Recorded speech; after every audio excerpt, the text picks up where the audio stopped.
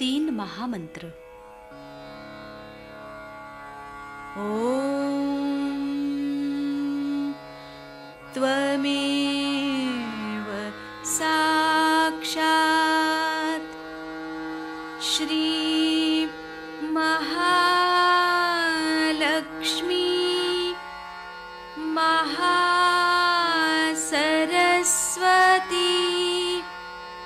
महाकाली त्रिगुणात्मिका कुंडलिनी साक्षात् श्री आदिशक्ति माताजी श्री निर्मला देव्यै नमो नमः। ॐ त्वमेव साक्षात् श्री कल्की साक्षात् श्री आदिशक्ति माताजी श्री निर्मला देव्यै नमो नमः। ॐ त्वमेव साक्षात् श्री कल्की साक्षात् श्री सहस्रार स्वामिनी मोक्षप्रदायिनी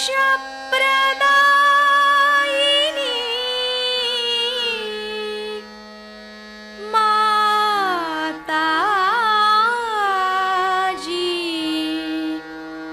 श्री निर्मला देव्यै नमो नमः। श्री गणेश मंत्र। ओम त्वमेव साक्षात् श्री गणेश साक्षात् श्री आदिशक्ति माताजी श्री निर्मला देव्यै नमो नमः। जय श्री माता जी। दोनों हाथ माँ के सामने हृदय में श्री माता जी की छवि को नमन करेंगे। संपूर्ण चित्त बीचों बीच हृदय में माँ की छवि को अपने हृदय में स्थिर करते हुए परम पूजनीय श्री माता जी कृपा करके हम सभी के हृदय को अपने प्रेम के योग्य बनाइए। श्री माता जी हम सभी आपसे बहुत प्रेम करते हैं, हम सभी के हृदय में आइए। हृदय में माँ को देखते हुए, श्री माता जी को देखते हुए, श्री माता जी हमारे इस हृदय को और भी पवित्र बनाइए श्री माता जी, ताकि आप यहाँ आ सकें।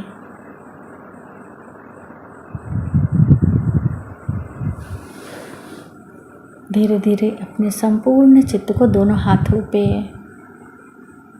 एक एक अंगुलियों पे, श्री माता जी हम सबको क्षमा कर दीजिए, हम सभी अज्ञानी हैं।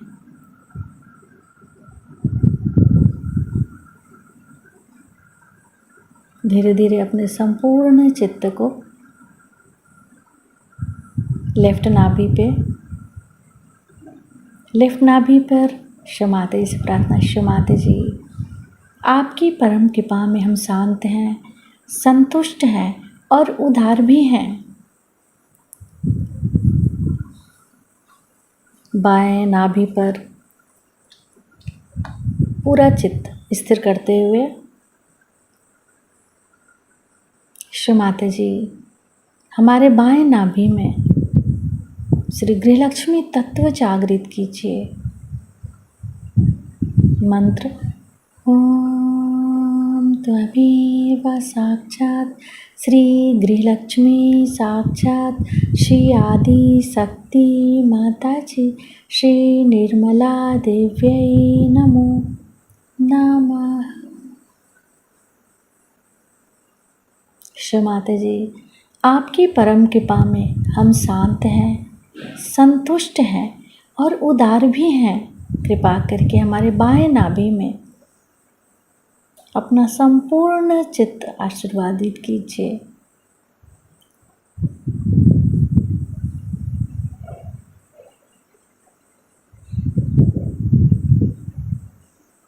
बाएं नाभि पर ही अपने संपूर्ण चित्त को रखते हुए क्लॉकवाइज घुमाएंगे चित्त को।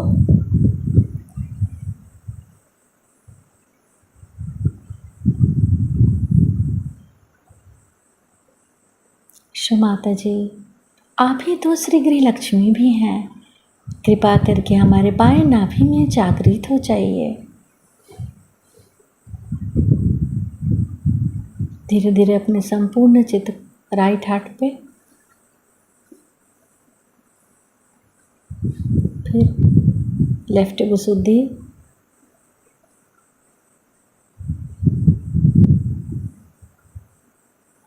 लेफ्ट आज्ञा,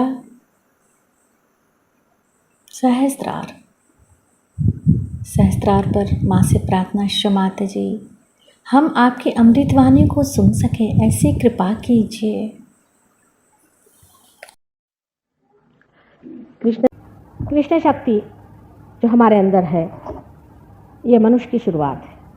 मनुष्य ने जब अपनी गर्दन ऊपर की तब उसके अंदर इस चक्र की स्थिति बनी है, जिसको कि हम विशुद्धि चक्र कहते हैं, जिसके अंदर 16 पंखुड़ियाँ हैं, जो कि हमारे पीछे के हिस्से में, यहाँ पर अगर आप गर्दन के पीछे के हिस्से में देखें तो इस जगह पे वो है। जहाँ मनुष्य ने अपनी गर्दन उठा ली और सर सीधी गर्दन कर ली, वहाँ पर कृष्ण शक्ति जागृत हो गई। अब कृष्ण की शक्ति जो है, ये समझना चाहिए कि इवोल्यूशन की परिपूर्णता है। पहले तो हम अमीबा थे, वहाँ से मछली कछुआ वगैरह होते हुए हम राम, और राम से आगे कृष्ण तक पहुँच गए। कृष्ण ये संपूर्ण शक्ति है, विराट। जब आपकी कृष्ण शक्ति जागृत हो जाती है तब आपका संबंध विराट से होता है।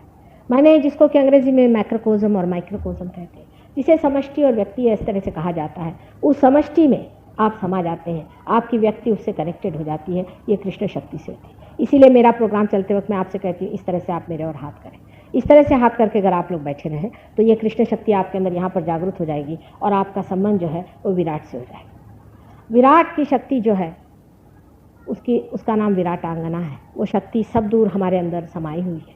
और जिस वक्त आपको ये शक्ति मिल जाती है, जब आप कृष्ण की शक्ति को पा लेते हैं, तब आपके अंदर में साक्षित्व आ जाता है। माने ये कि आप किसी भी चीज़ को एक नाटक की तरह देखते हैं। वास्तविक है भी एक नाटक, एक लीला है। कृष्ण ने ही इसको लीला माना। राम ने जब नाटक किया था तो ऐसा दिखाया जैसे माने उसमें बहे गए थे, लेकिन कृष्ण की सिर्फ लीला थी। इसीलिए उनको पूर्ण अवतार कहते हैं। जब मनुष्य पूर्णत्व को आ जाता है तब सारे संसार की ओर वो देखता है कि एक नाटक चला, ये पागलों जैसे लोग कूद रहे हैं, उसमें वो भ्रमता नहीं, उसमें वो दुखी नहीं होता, उसमें वो सुखी नहीं होता, लेकिन आनंद की भावना में, जो कि एक भावना है, उसमें समाये रहता है। ये श्री कृष्ण की शक्ति है। श्री कृष्ण की शक्ति के हम 2 अंग करते हैं, एक तो लेफ्ट और राइट और एक सेंटर। सेंटर की जो शक्ति है वो विराट की ओर ले जाती है। लेफ्ट और राइट की शक्ति में से जो लेफ्ट की शक्ति, जिस आदमी के मन में बहुत ज़्यादा गिल्ट हो जाए और जो सोचे कि भाई मैंने बड़ी गलती कर दी, मेरी बड़ी गलत बात हो गई, मैंने बड़ा गलत काम कर दिया और मुझे ऐसा नहीं करना चाहिए था, ये फैशन आजकल उधर बहुत है। जबकि आप डेवलपमेंट पे पहुंच जाते हैं, बहुत ज़्यादा डेवलपमेंट हो जाता है, तब आप में ये चीज़ सेटिंग हो जाती है। पहले तो आप एक्सट्रीम पर जाइए और मैं ये हूँ और मैं वो हूँ और मुझे आगे प्रोग्रेस करना चाहिए, जिधर अब अपना देश चढ़ा जा रहा है। और जब आप उतरने पे आ जाते हैं तब वेस्टर्न कंट्रीज़ में ये शुरू हो गया है कि जिसको देखो कि मैं रोते ही बैठते रहते, सुबह से शाम तक रो ही रहे। मैंने कहा क्या हुआ? कह रहा है मैंने बहुत पाप किए हैं माँ, मैंने ये किया। मैंने कहा छोड़ो अब वो बातें, पार हो जाओ। तो वो रोते रहेंगे उसी चीज़ को, रात दिन उन लोग का रोना सुन सुन के आदमी परेशान होता है। इतने रोते हैं वो लोग कि आश्चर्य होता है। यानी बहुत से तो लोग ये हैं कि वो सोचते हैं कि हमारे पूर्वजों ने जा कर के हिंदुस्तान जैसे योग भूमि पर आक्रमण किया। आजकल के वहाँ के जो नवयुवक है बहुत और तरह के हैं। जिन अंग्रेज़ों को हमने पहले देखा था वो और है और ये दूसरे। अब ये लेफ्ट साइड में जब जाने लग जाते हैं, विशेषता इसमें मनुष्य मादक वस्तु लेने लग जाता है, क्योंकि उसको ऐसा लगता है कि मैंने ये गलती करी, मैंने वो गलती करी, अब मैंने ये पाप किया है, मैंने ये झूठ बोला है, मुझे ये नहीं बोलना चाहिए, तो मादकता लेने लगता है। इसमें से एक वस्तु है हमारे यहाँ बहुत ज़्यादा जो चलती, सिगरेट और बीड़ी। उसके बाद तंबाकू खाना। तंबाकू खाना भी इस शक्ति के विरोध में बहुत ज़्यादा बैठता है। आपको आश्चर्य होगा कि जो आदमी तंबाकू खाता है उसको सहयोग में आने के बाद में वो छोड़ना ही पड़ती है और छूट जाती है, उसके अपने आप से छूट जाती है। एक साहब थे, उन्होंने नहीं छोड़ी थी और वो कुछ अपनी विल पावर नहीं लगा पाए, कुछ छोड़ नहीं पाए। उससे कभी कभी चोरी छिपे वो अपना खाते रहे। एक दिन आके मुझसे कहने लगे कि माँ, मैं जब ध्यान में बैठता हूँ तो मेरा मुंह ऐसा ऐसा फूलते जाता है और टेढ़ा टेढ़ा होता है, मेरी समझ में नहीं आता मैं क्या। मैंने कहा आप मुझे मालूम है क्या बात है, आप अपनी तंबाकू छोड़ दीजिए, आज वचन दीजिए आप तंबाकू छोड़ दें। उस दिन हुआ कि उनका ये चक्र जो लेफ्ट साइड का है ये खुल गया और तब से उनकी कुंडलिनी ठीक से चलने लगी। अब इसी प्रकार आपने देखा है कि वेस्टर्न कंट्रीज़ में लोग, क्योंकि ईगो ओरिएंटेड बहुत थे, पहले बहुत ईगोइस्टिकल बातें करी, वॉर किया, दुनिया भर के लोगों को मारा और अपना साम्राज्य फैलाया, सब किया। अब जो एक हद को पहुंच गए तो वहाँ से जो पेंडुलम चला तो दूसरे हद को चले गए। अब वहाँ जाकर के कहते रे बाप रे हम क्या कर चुके। तो अब कैसे करें, हम इतने खराब, हम इतने बुरे। ये जब दिखाई दिया तो चलो शराब पियो, शराब नहीं तो ये तंबाकू खाओ, नहीं तो किसी तरह से वहाँ से भागना शुरू करें। अब तंबाकू चीज़ जो है वो कोई पीने पाने के लिए भगवान ने नहीं बनाई है। आदमी की अकल इतनी, क्या बताऊँ मैं आपसे, ये पीने पाने के लिए बनाई नहीं है। भगवान ने तंबाकू जो चीज़ बनाई हुई है ये तो इंसेक्टिसाइड है, इंसेक्ट्स को मारने के लिए बनाई। आप लोगों ने उसको पता नहीं कहाँ से जला लिया और शुरू कर दिया कि तंबाकू करें। लेकिन तंबाकू बड़ी हानिकारक चीज़ है और तंबाकू से जो है और हमारा गुरुतत्व भी खराब हो जाता है, क्योंकि पेट में जाती है, हमारे लिवर वगैरह सबको खराब कर देती है। और वो गुरुतत्व जो है वो हमारे सागर में भरा हुआ है। जो सागर है वो हमारा गुरु है। जब कभी भी हम गुरुतत्व के खिलाफ चलते हैं तो सागर एकदम बिगड़ जाता है और बिगड़ करके तहस नहस करना शुरू कर देता है। जब मैं एक बार वहाँ गई थी गुंटूर में, आंध्र के लोग थे, मैंने उनसे कहा कि आप यहाँ पर मेहरबानी से ये जो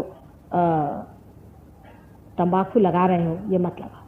कहने लगे कि हम अपने देश वालों को नहीं देते, हम तो सारे बाहर भेजते हैं। मैंने कहा तुम्हारे देश वाले, यहाँ आंध्र के लोग भी, जो गरीब लोग यहाँ आंध्र के लोग ऐसे लोग खूब खाते हैं और काली विद्या करते हैं, और तुम लोग इसको एक्सपोर्ट करके और सोचते बड़ा धर्म कार्य कर रहे हैं। तो कहने लगे कि नहीं माँ, इसके बगैर तो हम लोग मर जाएंगे। मैंने कहा कोई नहीं मरने वाले, आप यहाँ कपास लगाइए और कपास से ठीक हो जाएगा। कुछ उनमें से वाकई में सूदने लोग थे, उन्होंने कहा अच्छा माँ कपास लगाएं, हम कपास की शुरुआत करेंगे और वो काफ़ी बिजनेस उनका होगा। लेकिन मैंने जब 2-3 बार कहा, टेप पर भी मेरा है, तो फिर एक दिन जब वो बहुत मुझसे डिस्कस करने लगे, मैंने कहा खबरदार अब ज़्यादा मत डिस्कस करो, अगर तुमने ऐसा किया तो ये समुद्र जो है ये तुम पे बिगड़ेगा। आपको मालूम है उसी के बाद आंध्र में कितनी ज़ोर की तूफान आए थे और कितने ही लोग तहस नहस हो गए और उनको पता नहीं चला कि वो कहाँ रहे। हमेशा उस साइड में हमेशा आपने देखा कि समुद्र के बड़े बड़े तूफान आते हैं और लोग उसमें सत्यानाश हो जाते हैं। पर किसी से कहो कि तुम तंबाकू लगाना बंद करो, यह अशुभ चीज़ है, तो कोई सुनने को तैयार। अब वो वहाँ पर सब खारी ज़मीन हो गई है, वहाँ तंबाकू लगा नहीं सकते, किसी तरह से तंबाकू बढ़ नहीं सकती, तो अब वो अपने नसीब को रो रहा है। सारा वो जो एरिया है वहाँ तंबाकू लगता है और वहाँ हमेशा बड़े बड़े, आप जानते हैं, साइक्लोन्स आते हैं और वहाँ मारते हैं। जिस दिन लोग इस चीज़ को समझ लें कि तंबाकू लगाने से और काली विद्या करने से समुद्र हमसे नाराज़ हो जाता है, उस दिन वो समझ जाएंगे कि कितना परमेश्वर का हमें आशीर्वाद है, कितने सुंदर हमारे पास ज़मीन है, उसका उपयोग हम कोई और चीज़ करने में करें। लेकिन मनुष्य को छोटी चीज़ में समाधान नहीं होता। वो चाहता है कि सारे संसार की जितनी भी संपत्ति है मैं ले लूँ, पर ये भी नहीं देखता कि जिसके पास है भी संपत्ति वो कौन बड़ा सुखी बैठा, वो कौन बड़ा आनंद में बैठा। तो ये लेफ्ट साइड की जो शक्ति है, जिसको कि हम विष्णु माया की शक्ति कहते हैं, ये बहन की शक्ति। श्री कृष्ण की बहन की शक्ति है। जो विष्णु माया आप जानते हैं, उनकी जो बहन मारी गई थी और जो आकाश में जा कर के जिसने आकाशवाणी की थी कि तुम्हारा अभी भी मारने वाला हत्यारा अभी भी जीवित है, वही विष्णु माया की शक्ति ये है। और ये बहन के रिश्तेदारी की बात है। अगर आपकी बहन बीमार हो तो आपका ये चक्र पकड़ जाए, आपके बहन पे कोई तकलीफ हो तो ये चक्र आपका पकड़ जाए। अगर आपकी रिश्तेदारी बहन के मामले में आप ठीक ना, मैंने अब किसी को बहन मानते हैं और आपकी नज़र खराब, आजकल के लोगों के ये चक्र बहुत खराब रहता है क्योंकि उनमें पवित्रता नहीं है। अपनी पत्नी के अलावा सब औरतों को अपनी बहन या माँ मानना चाहिए। ये जो शास्त्रों में लिखा है, लोग हंसते हैं, ये कैसे हो सकता है, मतलब ये तो हो ही नहीं सकता, क्योंकि सब लोग कुत्ते हो गए ना। कुत्तों को तो समझ में आती नहीं है बात कि इस तरह से भी कोई पावित्र होता है। आप करके देखिए कि सिर्फ आप अपनी पत्नी छोड़ करके किसी भी बहन औरत अपनी बहन और माँ मानिए, देखिए कितना संतोष आपके अंदर आएगा, कितनी आपके प्रॉब्लम सॉल्व हो जाएंगे, कितना समाज सुगठित हो जाएगा। अभी देखिए पहले के समाज में कितने ही लोग घर में आते थे, रहते थे, कोई प्रॉब्लम खड़ा नहीं होता था। विशेषतः विलायत में देखिए, विलायत में यह हालत हो गई है कि हमारे एक शिष्य थे, उनकी उम्र सिर्फ 26 साल की थी। उनकी माँ की उम्र थी कोई समझ लीजिए 42 या 43 की रही होगी। उनके घर में इनके एक दोस्त साहब घर में रहने को आ गए, तो वो उनकी माँ उनके साथ भागे। वो साहब उनसे 24 साल की उम्र के थे, 2 साल छोटे थे, उनके साथ उनकी माँ भाग। मैंने किसी चीज़ का सेंस ऑफ प्रोपोर्शन ही नहीं रह गया। आप सोचिए कि लड़के का दोस्त घर में आए, वो माँ को लेके भाग। अभी आने से पहले एक हमने पढ़ा आर्टिकल जिसको सुन के आप हैरान हो जाएंगे। 17 साल के लड़के ने अपने माँ से शादी कर ली और जा कर के भी कोर्ट में लड़ाई कर रहे हैं दोनों माँ बेटे कि हमारा मंजूर होना चाहिए कि हमने शादी की। ये सारी लेफ्ट साइड की जो अपवित्रता है, ये हमारे सिनेमा वालों में भी अकल नहीं। वो इतना पाप कर रहे हैं, उसका उनको फल भोगना पड़ेगा। सबको ये सत्युग है, इसमें सबको अपने पाप का फल भोगना पड़ेगा। इस तरह की जो हमने अपनी अपवित्र हालत कर ली, हमारी शक्लें देखिए कैसी है। कोई उसमें न तेजस्विता है, न उसमें कोई भोलापन है, न उसमें कोई सादगी है। एक तरह से हर समय आंखें चलाना। अब ये जो आंखें चलाने की बीमारी है, ये भी कृष्ण शक्ति से ही दंडित होती है। आप देखिए कि हर समय मनुष्य आंखें चलाते रहते हैं। आंखें चलाने से आपके अंदर भूत घुस आते हैं। आपको पता नहीं, लेफ्ट साइड से अगर आपके अंदर भूत घुस आए तो आपकी आंख, आप कुछ करते ही नहीं। आंख चलाने से आप करते क्या, सिर्फ आंख चला रहे हैं। आंखें चलाने से आपको कुछ आनंद तो आता ही नहीं है। उसमें एक मिथ है, उस मिथ में आप घूम रहे हैं, आंखें इधर से उधर चल रही हैं, इसको देख रही, उसको देख रही, उसको देख रही, और आपका जो विशुद्धि चक्र है लेफ्ट साइड में पकड़ा जा रहा है। और इस लेफ्ट साइड को पकड़ने से आपके अंदर गिल्ट बनता जाएगा। हर समय आप कभी भी सुखी नहीं रह सकते। आदमी को इसीलिए पहले हमारे ज़माने में जब हम लोग छोटे थे तो हमारे पिता माता कहते थे कि आंख अपनी ज़मीन पर रख के हमेशा चलना चाहिए। आपने सुना है कि लक्ष्मण जी ने सिर्फ सीता जी के पाँव के ही अलंकार देखे थे, उससे ऊपर उन्होंने देखे नहीं थे। क्या उनको वो कोई दुष्ट आदमी थे या कोई वो बुरे आदमी थे? और एक क्या कानून था कि आंख अपनी नीचे करके चले। शहंशाह लोग जो होते हैं हमेशा आंख नीचे करके चले। जो बिल्कुल हमेशा भिखारी और भूत जैसे होते हैं वो इधर उधर देखते चलते। जो आदमी खुद अपनी शान में प्रतिष्ठा में होता है, उसको क्या पड़ी हुई किसी को क्या देखने की। और आपको पता होना, जैसे ही आप दूसरे को देते हैं, उसकी जो दुर्गंध है, उसकी जो बुराइयां हैं, उसके अंदर बसे हुए जो कंडीशनिंग है आपके अंदर आ जाती है। और ये इतनी ज़्यादा बीमारी बढ़ गई है लोगों में, इस कदर लोग इससे भरे हुए हैं, वो समझते नहीं कि हम इससे आंखें कैसे बचा लें। इससे आंखें लाल हो जाती हैं, आदमी की आंखों में कमजोरी आ जाती है, आंख बहुत तकलीफ देने लग जाती है। तब भी बताया जाता है कि आप घास पे चला करें, पृथ्वी माँ पे चला करें। यह आपकी माँ है। माँ को जानने से ही आप अपनी बहन को भी समझेंगे।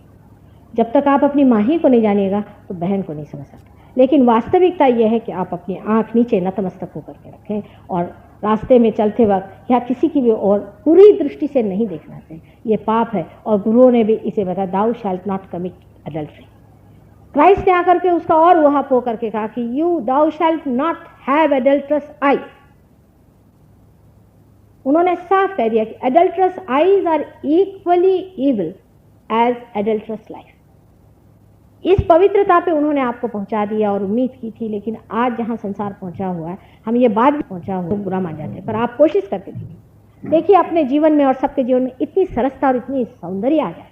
ये आंखों को चलाना और इस तरह से अपने को नीचे गिरा लेना, जिसको कि आगे जाकर प्रोस्टिट्यूशन आदि, अब आजकल के जो गाने हैं, औरतों का बैठ के गाने का ढंग आदि वगैरह, सब में इस कदर छिछलापन और इस कदर अपने को चीप कर लेने की तरीके हैं कि समझ में नहीं आता कि खासकर हमारे मिडिल क्लास के लोगों को इसकी क्या पड़ी।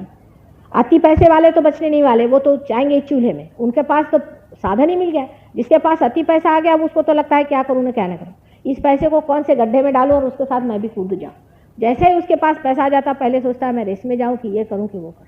आज इसलिए मैं पाप पुण्य की चर्चा कर रही हूँ क्योंकि गुरु की बात हो रही है। पाप पुण्य का विचार आपको इस विशुद्धि चक्र पे आता है।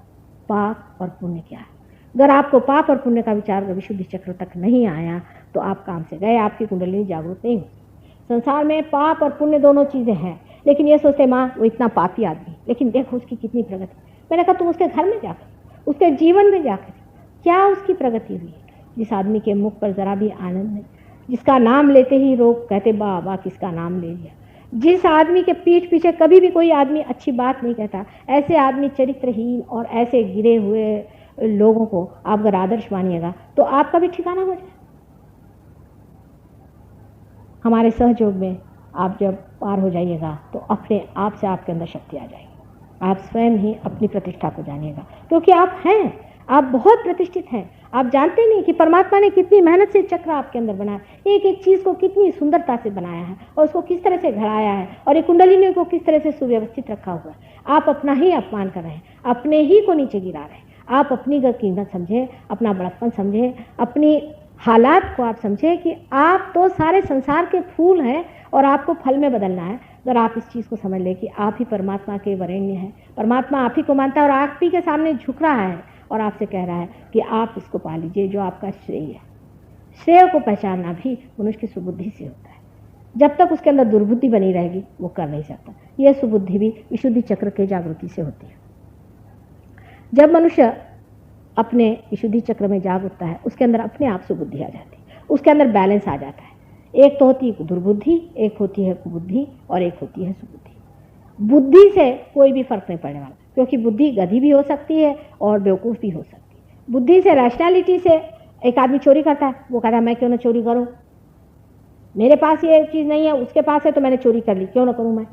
रैशनैलिटी आ गई। रैशनैलिटी जो है वो हर एक चीज़ को रैशनलाइज कर सकती है, लेकिन सुबुद्धि जो है वो कहेगी कि नहीं, दूसरे की चीज़ उसकी अपनी है, मेरी चीज़ मेरी अपनी है, मेरी चीज़ में जो मज़ा आ रहा है उसमें है। और ऐसे भी चीज़ किसी की कोई होती ही नहीं, किसी की कौन सी चीज़ है, सब यहीं छोड़ के जाना है। ये तो दिमागी जमा खर्च है, ये मेरी चीज़ है तुम्हारी चीज़ है, वहाँ रजिस्ट्रार के ऑफिस में लिखा हुआ है। जाते वक्त तो यूं ही जाने का, जाते वक्त तो मनुष्य यूं ही जाता है, सब कुछ यहीं छोड़ के जाता है। एक ये साधारण बात है, उसके पीछे क्यों इतनी मारोधार कर। अब राइट साइड की जो हमारी चक्र है, जिसको कि राइट साइड का विशुद्धि चक्र का ये है, वो श्री कृष्ण और राधा की शक्ति से बना हुआ।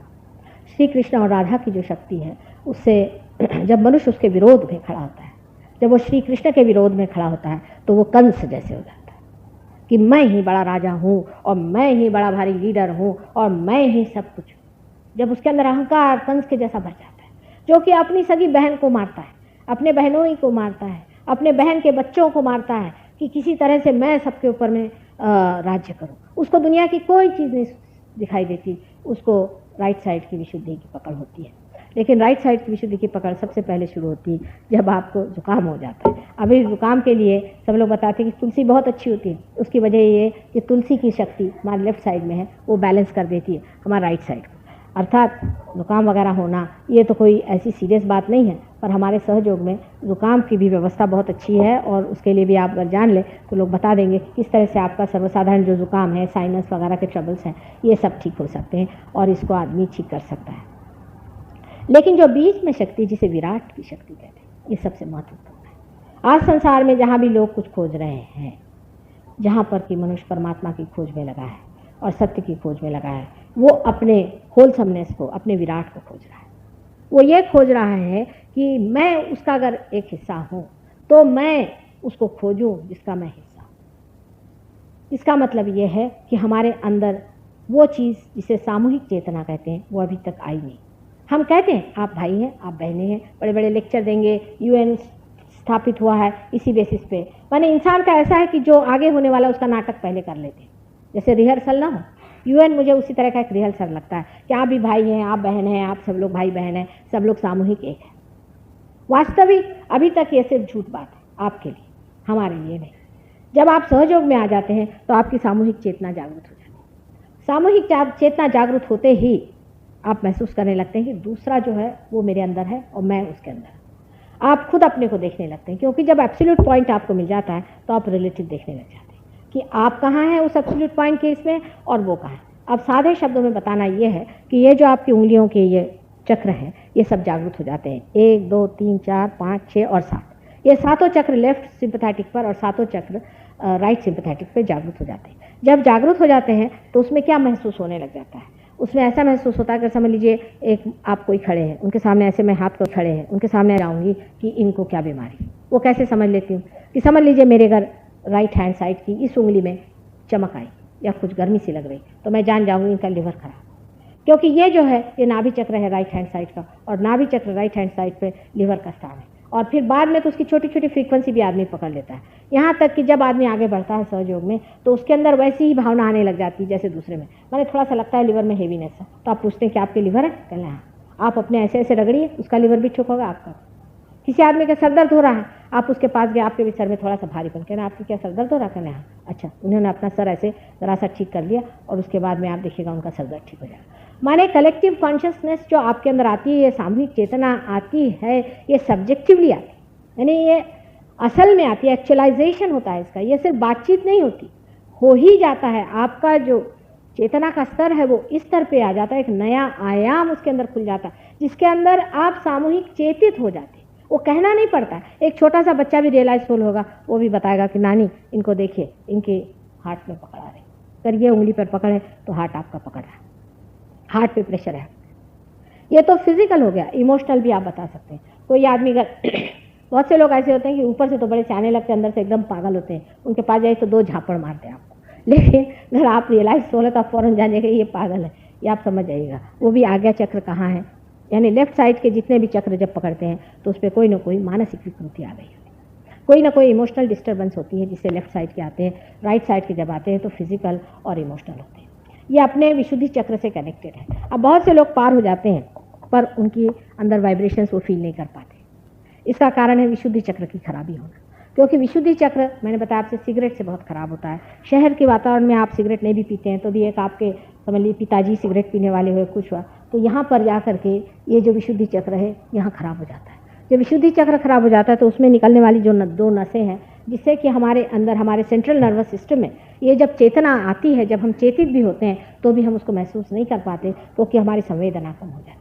हमारी संवेदना इस चक्र से बढ़ सकती है अगर ये चक्र पूरी तरह से जागरूक हो। इस चक्र के भी मंत्र हैं, वो समझ लेना चाहिए।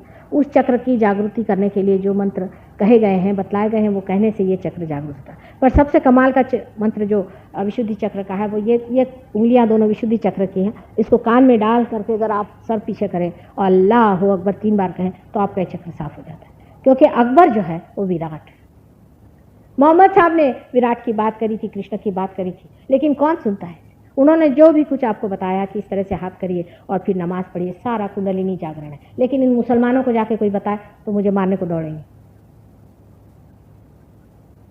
मोहम्मद साहब भी दत्तात्रेय, साक्षात दत्तात्रेय के अवतरण थे, और मैं कहती कि कुंडलिनी जागृति में जितना उन्होंने गहरा काम किया किसी ने।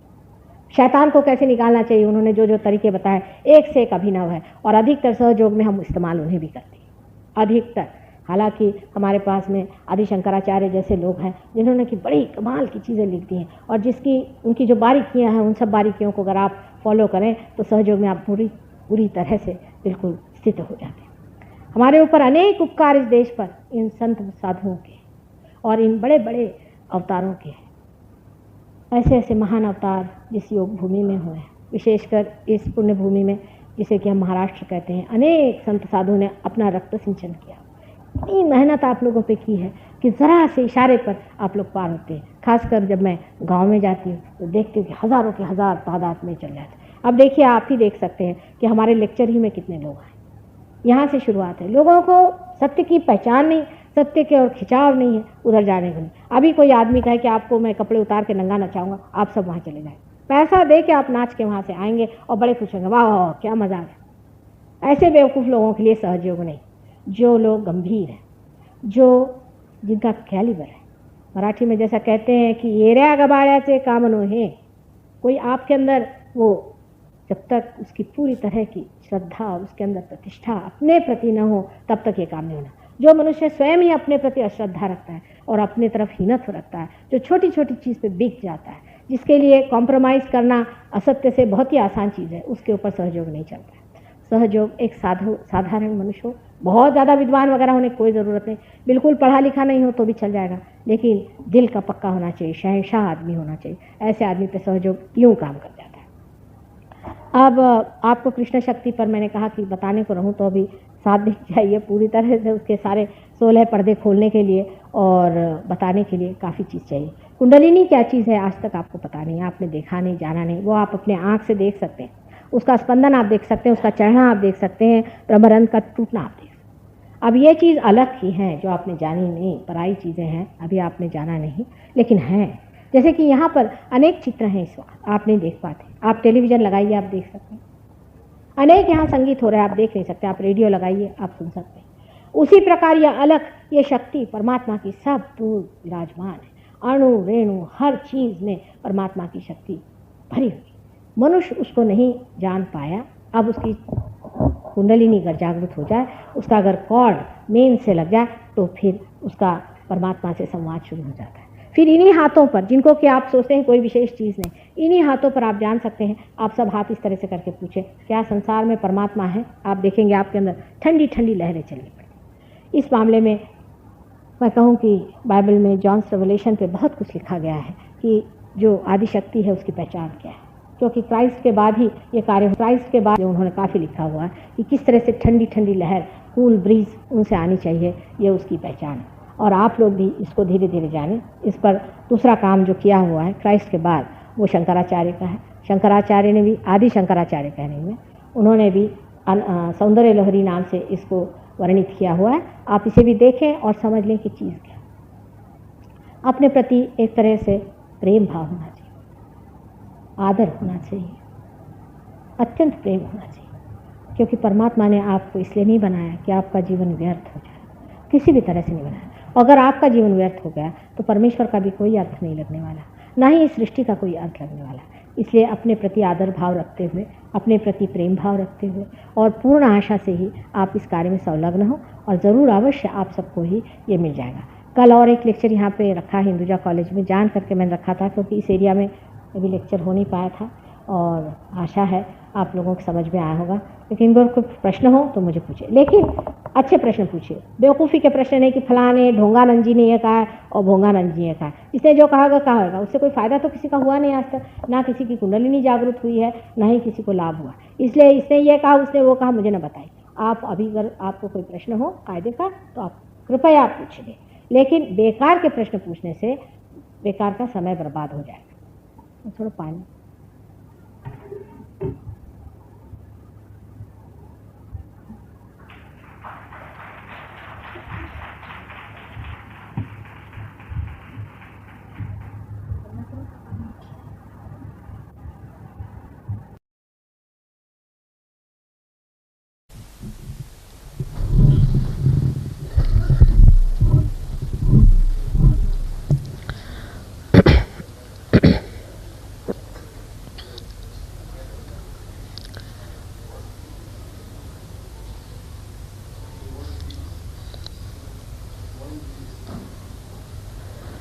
सत्य को खोजने वाले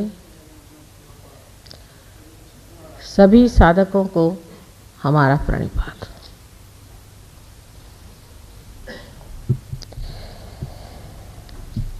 सत्य क्या है?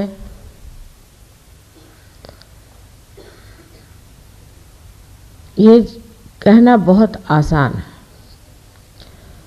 सत्य है, केवल सत्य है कि आप आत्मा हैं। ये मन बुद्धि शरीर अहंकार आदि जो उपाधियां हैं उससे परे आप आत्मा हैं। किंतु अभी तक उस आत्मा का प्रकाश आपके चित्त पर आया नहीं, या कहें कि आपके चित्त में उस प्रकाश की आभा दृष्टिगोचर नहीं हुई।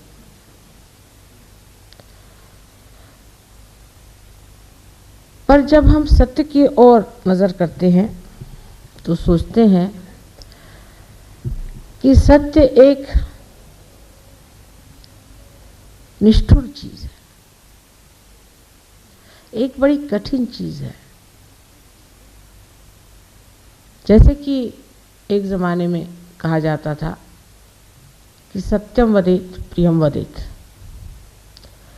तो लोग कहते थे कि जब सत्य बोलेंगे तो वो प्रिय नहीं होगा, और जो प्रिय होगा वो शायद सत्य भी ना हो, तो इनका मेल कैसा बैठाना चाहिए।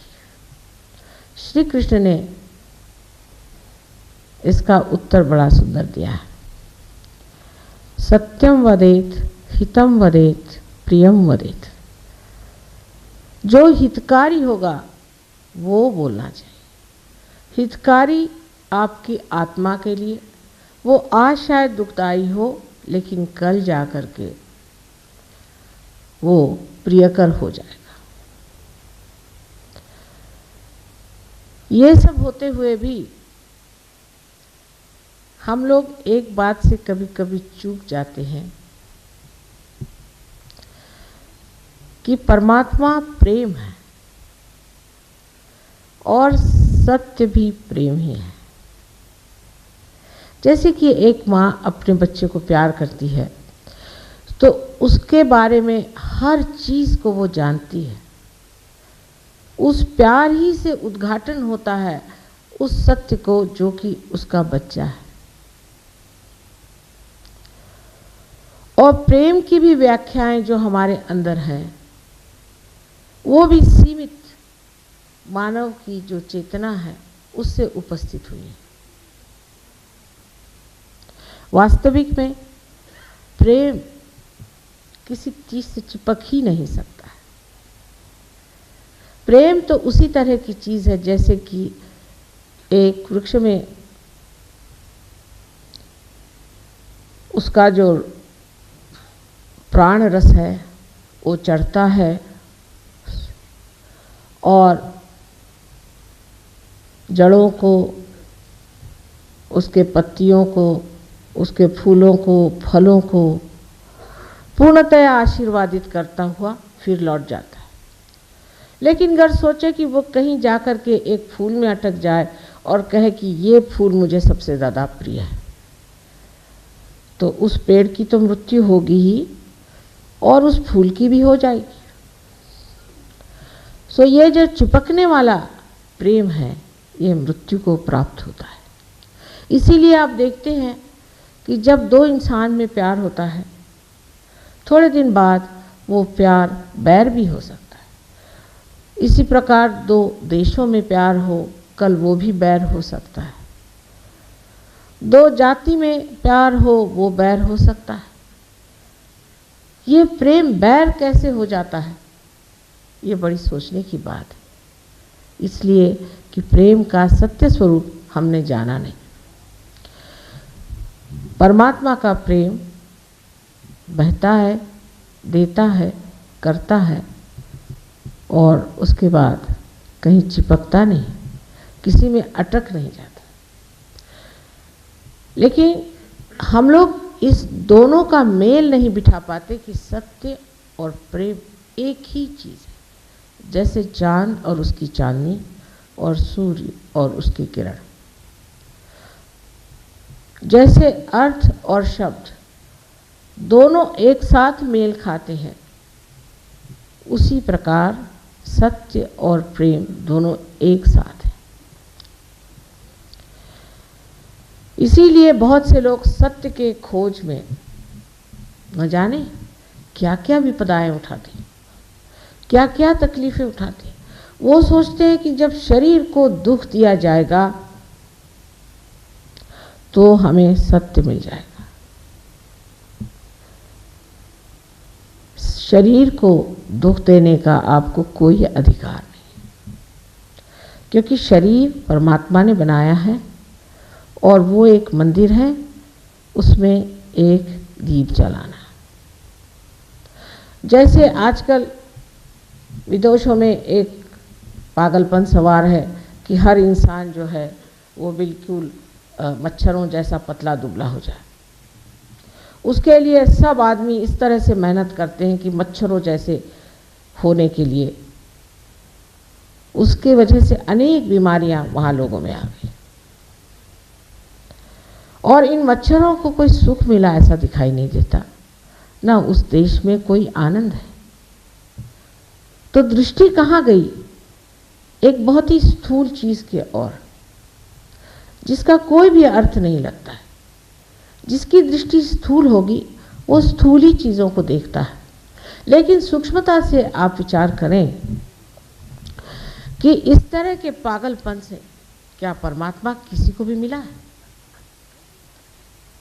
क्या परमात्मा को इसमें सुख होगा कि आप अपने को दुख दें? ईसाई लोगों ने तो हद कर दी कि ईसा मसीह की हड्डियां निकाल के और टांग देते हैं और कहते ये ईसा मसीह है।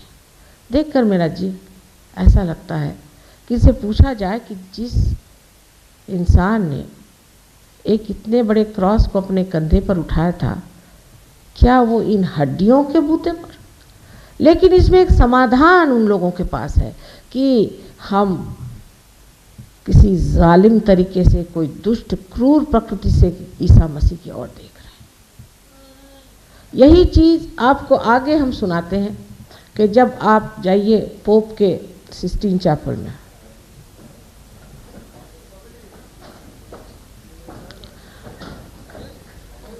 ये क्या हो रहा, इनको बाहर ले जाइए, आप लोग बैठ जाइए। ऐसा होता है कभी कभी किसी को, यही बात है। देखिए, बीमार लोगों को प्रोग्राम में नहीं आना चाहिए, वैसे हमें आप मिलने चले आइए, लेकिन बीमार लोगों को लाइए नहीं, क्योंकि इस वक्त आप नहीं जानते हैं सारे वातावरण में शक्ति का संचार है। जैसे हमारे यहाँ पूजा वगैरह भी होती है तो हम हर एक आदमी को अंदर आने की इजाज़त नहीं देते हैं। इसकी वजह यह है कि सब बर्दाश्त होना चाहिए। बीमार लोगों को आप कृपया कल बिल्कुल यहाँ मत लाइए, उसके लिए बाद में केंद्र में जाकर आप लोग अपनी बीमारियां ठीक कर लीजिए। बहरहाल वो अब ठीक हो जाएंगे, उसकी कोई चिंता नहीं। लेकिन ये जो प्रेम की शक्ति है, इस प्रेम की शक्ति को समझने के लिए बड़ा भारी हृदय चाहिए। जिस इंसान के पास हृदय नहीं होगा वो इसे समझ नहीं पाएगा। जैसे कि सिस्टीन चैपल, जो कि आप रोम में जाएं, वेटिकन में देखें, तो वहाँ माइकल एंजेलो नाम के एक बहुत बड़े कलाकार ने सारा कुंडलिनी का चित्र बनाकर रखा हुआ है और आज्ञा चक्र पे ईसा मसीह को खड़ा किया है। वो भी गणेश जी जैसे लंबोदर खड़े हुए हैं और इधर से उधर लोगों को फेंक रहे हैं। उसका नाम उन्होंने लास्ट जजमेंट कहा हुआ है, लेकिन पूरी कुंडली दिखाइए। अगर आपको कुंडलिनी का ज्ञान हो तो आप अवाक रह जाएं कि इस आदमी ने कौन सी दृष्टि से ये सब चित्र देखा और इस तरह से सब चित्र बनाया हुआ। लेकिन उसी के नीचे वो हड्डी वाला ईसा मसीह रखा हुआ है, देखकर ग्लानि होती है। कम से कम हमारे भारतवर्ष में किसी भी अवतारों को हड्डी मार का नहीं दिखाते और नहीं ये माना जाता है कि हड्डी मार का परमात्मा हो सकता है। वजह यह है कि हमारे अंदर प्रेम की दृष्टि नहीं है, या तो हमारे अंदर वासना है और दुष्टता है। जिसके अंदर प्रेम की दृष्टि होती है वही गहन उतर सकता है। जैसे मैंने कहा कि हृदय का बड़ा होना बहुत ज़रूरी है,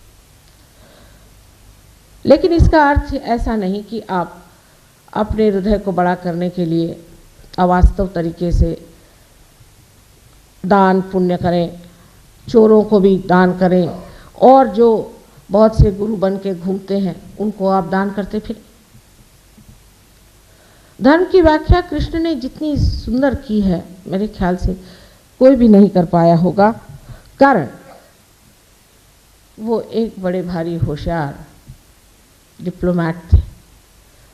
उन्होंने कर्ण के जीवन में बताया कि कर्ण बहुत दानशूर थे, बहुत दानी थे, अत्यंत धार्मिक, हर समय पूजा पाठ आदि में व्यस्त रहते थे।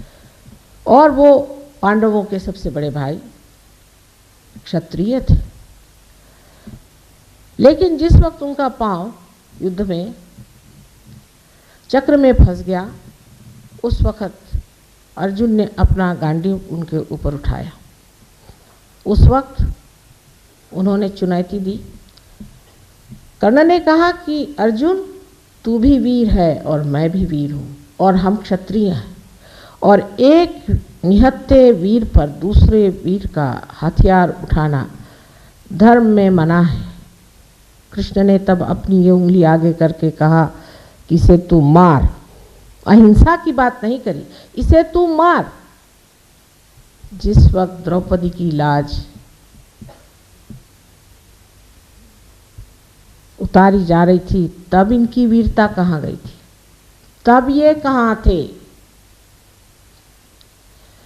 इतनी धर्म की सुंदर व्याख्या, आपकी वीरता, आपकी दानशूरता, आपका धर्म, सब कुछ एक तरफ, और एक स्त्री की लाज बहुत बड़ी चीज है। उसी कृष्ण के भारतवर्ष में अगर हम देखें तो धर्म के नाम पर ही स्त्री के साथ जो अत्याचार हम लोग कर रहे हैं, वो क्या हम अपने को भारतीय कहलाने के लायक हैं? भारतीय संस्कृति की हम डींगे पीटते रहते हैं, लेकिन क्या हम वाकई में इस योग्य हैं? जब बाहर जा कर के लोग बताते हैं कि बहुओं को जला दिया, घर में आई हुई लक्ष्मी को मार डाला, तो दूसरे लोग पूछते हैं कि आपके देश में बहुत बड़ी योग भूमि है, बहुत कुछ शास्त्र हुआ, बहुत कुछ लोग धार्मिकता की बात करते हैं, बड़े ही वहाँ पर बड़े बड़े व्याख्यान लोग देते हैं, तो ऐसे देश में ऐसी दुर्धर बातें, ऐसी भीषण हत्याएं कैसे हो सकती हैं? क्या जवाब है हमारे पास इसका? एक ही जवाब मैं देती हूँ कि श्री कृष्ण ने कहा था कि योग क्षेम वहाम्याम, इसमें भी पकड़ है, योग क्षेम वहाम्यम, पहले योग होना चाहिए, फिर मैं इनका क्षेम देखूंगा। उन्होंने क्षेम योग क्यों नहीं कहा? पहले योग होगा तब मैं इनका क्षेम करूंगा। ये धर्म की व्याख्या है कि प्रथम आप योग को प्राप्त हो। अगर आप भारतीय संस्कृति की इतनी बढ़ाई करते हैं तो सबसे बड़ी चीज़ भारतीय संस्कृति का सबसे महान तत्व एक ही है कि आत्म साक्षात्कार को प्राप्त होना। अपने चित्त का निरोध बताया गया है, अष्टांग योग बताए गए हैं, अनेक विधियां बताई गई हैं। किस लिए? कि आपको आत्म साक्षात्कार प्राप्त हो।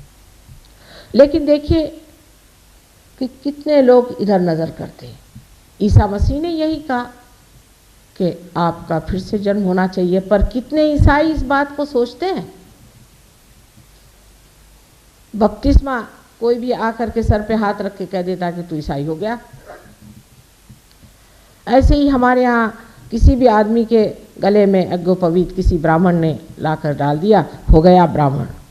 कौन है ब्राह्मण? जिसने ब्रह्म को जाना वही ब्राह्मण है। ब्राह्मण को द्विज कहा जाता है, द्वि जायते सा द्विजा, जो दूसरी मर्तबा पैदा हुआ है, माने जिसका दूसरा जन्म हुआ है उसको द्विज कहते हैं। पक्षी को भी कहते हैं और मनुष्य को भी कहते हैं, कि पक्षी पहले अंड रूप से आता है और उसके बाद उसका जब दूसरा जन्म होता है तो पक्षी हो जाता है। जब तक मनुष्य का दूसरा जन्म नहीं होता, माने उसका आत्म साक्षात्कार नहीं होता है, तब तक वो ब्रह्म तत्व को नहीं जान सकता। और जब तक उसने ब्रह्म तत्व को नहीं जाना, उसको अपने को ब्राह्मण कहने का कोई भी अधिकार नहीं। इसके शास्त्रों में अनेक आधार हैं। गीता पर बहुत लोग कहते हैं, मैंने तो कभी गीता पढ़ी भी नहीं। गीता में लोग कहते हैं कि जो जन्म से जिस जाति में पैदा हुआ वही उसकी जाति, हो ही नहीं सकता। कारण जिसने गीता लिखी वो व्यास किसके बेटे थे?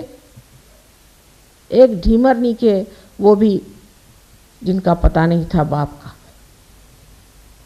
जिन्होंने वाल्मीकि रामायण लिखी वो कौन थे? एक फिर वही ढीमर, मछली पकड़ने वाले, वो भी डाकू। उनसे रामायण लिखवाई परमात्मा ने। जिन्होंने शबरी के बेर खाए झूठे, जिन्होंने विदुर के घर जाकर के साग खाया, इन सब अवतारों को समझने के लिए पहले ये समझ लेना चाहिए कि ये जो बाह्य के हम लोगों ने तरीके बनाए हैं कि तुम इस जाति के, तुम इस पंथ के, ये सब मनुष्य ने बनाए हुए बेकार के कारनामे हैं। यही हमारे जेल हैं जिनमें हम रहते हैं और बहुत संतुष्ट हैं कि हम इस धर्म, इस संप्रदाय के हैं। सारे संप्रदाय एक बुद्धि का ही खेल है, जिसे कि मेंटल प्रोजेक्शन कहिए, जो कि सब तरफ नहीं फैलता है, सिर्फ एक दिशा में जाता है और फिर लौट के चला आ जाता है। जितनी भी इस तरह की धारणाएं हैं ये अधर्म की है, धर्म की हो ही नहीं सकती। जो एक इंसान को दूसरे इंसान से हटाता है या किसी भी बात से ये कहता है कि हम उनसे ऊंचे और वो हमसे नीचे हैं, वो धर्म नहीं हो सकता। आज अपने देश में एक क्रांति की ज़रूरत है, बहुत बड़ी क्रांति की ज़रूरत है, जहाँ कि हम आत्मिक ज्ञान को प्राप्त करें। इस सस्यश्यामला भारत भूमि पर जहाँ हमारा जन्म हुआ है, ये वास्तविक में ही योग भूमि है, इसमें कोई शंका की बात ही नहीं है। लेकिन जब हमने अपने आत्मा को ही नहीं पाया तो सिर्फ ये योग भूमि कहने से आप इस योग भूमि के पुत्र नहीं हो सकते। योग को आपने जब प्राप्त नहीं किया तो आप इस योग भूमि को क्या, ये तो ऐसे ही आप रास्ते पे घूमते फिरते रहते हैं, इस पे तो कुत्ते बिल्ली सभी घूमते फिरते हैं। लेकिन अगर आप इसके वास्तविक में ही एक गौरवशाली पुत्र है तो आप में योग स्थापित होना चाहिए। बातें करना और धर्म के नाम पे इसको त्यागना उसको त्यागना या किसी से कुछ लूट मार करना, ये किसी भी तरह से धर्म नहीं है। और एक बड़ी ग्लानि की बात है कि बाह्य के देशों में हम लोगों के बारे में जो चित्रण दिया जाता है वो अत्यंत कलुषित है। बाहर के लोगों के बारे में मुझे कोई भी आस्था नहीं, ना ही मैं कुछ सोचती हूँ कि ये लोग किसी काम के हैं। परमात्मा के साम्राज्य में जाने के लिए काफ़ी लोग बेकार हैं, इसमें कोई शक नहीं। दो चार कहीं कहीं मिल जाते हैं तो लगता है चलो भाई मिल गए, लेकिन जब वो मिलते हैं तो वो आप लोगों से कहाँ पहुँच जाते हैं। उसका उदाहरण आपने एक डॉक्टर वॉरेन को देखा और ऐसे अभी हज़ारों हैं, हज़ारों में है। वजह यह है कि इनमें शुद्ध बुद्धि आ गई है। बुद्धि की टकरे लेते लेते इनमें शुद्ध बुद्धि आ गई है और ये अब समझते हैं कि इस शुद्ध बुद्धि से ये देखा जा रहा है कि सत्य क्या है और सत्य को पकड़ना है और असत्य जो है उसे छोड़ना ही होगा। ये कहिए कि इनकी विल पावर, आत्मशक्ति इतनी ज़बरदस्त होती है कि एक बार जब इन्हें सत्य मिल जाता तो उसे इस तरह से पकड़ लेते हैं। आप लोग गणेश जी के बारे में मैं कहती हूँ कुछ भी नहीं जानते, जो ये लोग जानते हैं। हालांकि मैंने उन्हें बताया है, ये दूसरी बात, पर तो भी वो जानने के लिए भी तो लोग चाहिए। हाँ, तो जब आइए हिंदुस्तान में तो मेरे बाप को बीमारी है, मेरे माँ को बीमारी, तो मेरे फलाने को बीमारी, माँ इनको ठीक कर दीजिए, या तो कुछ पैसा दे दीजिए या तो कुछ नौकरी दे दीजिए। इसी से कोई सतह से ऊपर उठा तो वो धर्म मार्तंड बन के मुझसे वाद विवाद करने के लिए खड़े हो जाते हैं। ऐसे धर्म मार्तंडों से कहने की बात यह है कि जिन्होंने आदि शंकराचार्य को परास्त करने पर उन्होंने फिर सिर्फ माँ की ही स्तुति लिखी, उसे कुछ अकल लें। आखिर उन्होंने पाया ही क्या है जिसके बूते पर वो इतनी बड़ी बड़ी बातें और लेक्चर देते रहते हैं बगैर पाए हुए। ठूठ जैसा शरीर और बड़ी बड़ी बातें, इसमें अर्थ क्या है? कुछ तुमने पाया नहीं। इस एक बात को सिर्फ मान लेने से ही बहुत कुछ काम हो सकता है, क्योंकि जब आदमी असत्य पे खड़ा होता है तो उसमें बड़ा अहंकार होता है। आपने देखा महिषासुर को, आपने देखा रावण को, उनकी बातचीत सुनी। उस अहंकार में मनुष्य यही सोचता है ये क्या जाने, हम तो सब भगवान के बारे में जानते हैं। और कुछ लोगों का तो ये भी विश्वास है कि अरे भगवान तो हमने बनाए हुए हैं, इनको तो बेवकूफ़ बनाने के लिए भगवान चीज़ है। अब उसमें से कोई अति अक्लमंद निकल आए हैं, वो फरमाते हैं कि हाँ भगवान तो हम मानते नहीं, हम तो बहुत सत्यवचनी है, भगवान नाम की कोई चीज़ ही नहीं। क्या कहने, एक से एक बढ़ के विद्वान इस देश में पसे। तो जब ऐसे बाहर से लोग आके कुछ समझाएंगे, हो सकता है कुछ खोपड़ी में बात जाए, लेकिन उससे पहले ही सर्वनाश की तैयारी हो रही। ये समझ लीजिए कि सर्वनाश पूरी तरह से इस देश को खाने के लिए तैयार हो रहा है। उसका कारण ये नहीं है कि हम लोग पापी हैं या बुरे हैं, किंतु ये है कि हम अज्ञान को ही ज्ञान समझ के बैठे। अगर आपने अज्ञान को ज्ञान समझ लिया तो क्या होगा, अंधेरे में अगर आप लोग सब बैठे और चलना फिरना शुरू कर दिया तो कोई किसी के ऊपर कूदेगा, कोई किसी को मारेगा, कोई दौड़ेगा। अंधाधुंध जो चीज़ हो रही है, ये जो भ्रांति आ रही है, इसका कारण एक है कि हमें ज्ञान नहीं। अब ज्ञान हमें होना चाहिए, इसके प्रति किसकी रुचि होनी चाहिए, कौन जानेगा। यहाँ तो बड़े बड़े विद्वान बैठे हुए हैं, वो अपने पठनों में लगे हुए हैं, बड़े बड़े यज्ञ कर रहे हैं, ये कर रहे हैं, वो कर रहे हैं, परमात्मा का पता ही नहीं वहाँ कहाँ है। परमात्मा को लोग सोचते हैं कि उनको अगर पैसा ऐसा चढ़ाया जाए तो वो खुश हो जाए। वो तो पैसा क्या चीज़ है वो जानते ही नहीं है। मेरी ये उम्र हो गई, अभी अगर आप मुझसे कहे कि चेक लिखो तो मैं कहूँ भाई तुम लिख दो, मैं सही करती, मेरे बस का नहीं। उधर बुद्धि नहीं चलती है ना।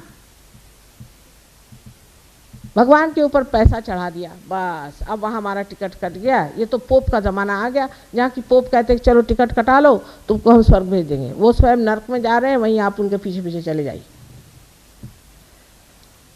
इस तरह की जो हमारी प्रवृत्तियाँ बनी जा रही हैं, उसका कारण कि हम अपने अज्ञान में संतुष्ट हैं, जैसे भी हैं वाह मस्त है, लेकिन नीचे से धरती खिसकती जा रही है। इसे समझना चाहिए, ये धरती नीचे से खिसकती जा रही है। इस खिसकती हुई धरती पर आप खड़े हुए हैं। ये धरती जो सस्य श्यामलाम पुण्य भूमि है, इसको अपुण्य से भरने से ही आपने कुछ भी नहीं पाया।